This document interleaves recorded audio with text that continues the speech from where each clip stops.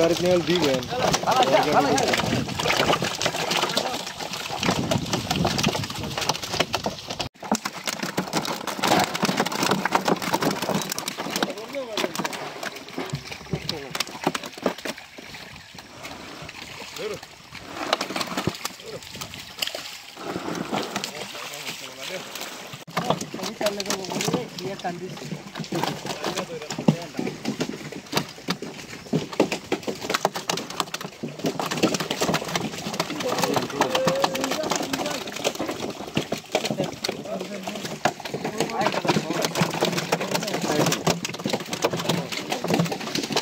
সুপ্রিয় দর্শক, যে যেখান থেকে ভিডিওটি দেখতে পারতেছেন সবাইকে স্বাগতম আমার ভিডিওতে।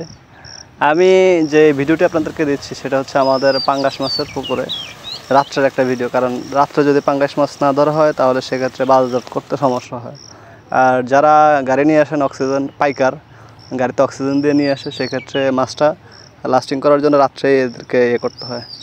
তো আসলে ভিডিওটি দেওয়ার উদ্দেশ্য দেখেন, আমার দেখা আসলে মাছের জগতে সামুদ্রিক মাছ ছাড়া এই আমাদের বাস্তবিক অর্থে আমাদের যে মাছগুলো আমরা দেখতে পাই অ্যাজ ইউজুয়াল নর্মালি, এর মধ্যে পাঙ্গাসটা খুব মানে শক্তিশালী এবং ছোটাছুটি করে প্রচুর পরিমাণে। আর পাঙ্গাস ধরাও কিন্তু অনেক রিস্কি, কারণ এটা কাটাতে হাত কেটে যাওয়ার সম্ভাবনা খুবই থাকে প্রচুর। তো এই মাছগুলোর বয়স আফটার অল 8 থেকে 8 মাস বা 9 মাস হবে এরকম। তো আমাদের আসলে বাণিজ্যিকভাবে আমরা পাঙ্গাস এবং তেলাপিয়া, মনোসেক্স তেলাপিয়া এবং সাদা মাছ চাষ করে থাকি। বেশিরভাগই আমাদের পাঙ্গাস এবং তেলাপিয়া, কিছু কই আছে। তো মাছ চাষ আসলে এটা একটি ধৈর্যের বিষয়।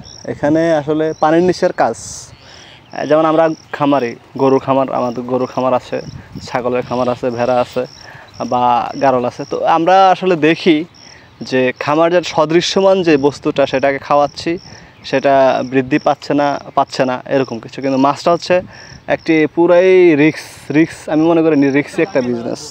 এটা সবাই এই বিজনেসের ধাক্কা সামলাতে পারে না। তো এটা পানির নিচের কাজ, কী আছে না আছে সেটা তকদিরের উপর নির্ভর করে। আবার যথাযথভাবে যদি করতে পারেন যে কোনো বিজনেসে আসলে সুফল বয়ে নিয়ে আসে। তো এই ছিল আজকের ভিডিওর টপিকস। আপনি যাই কিছু করেন না কেন সেটা অবশ্যই জেনে বুঝে করবেন।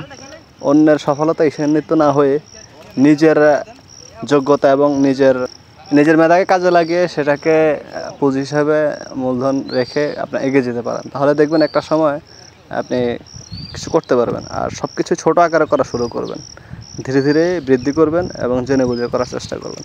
তো সবাই ভালো থাকবেন, সুস্থ থাকবেন।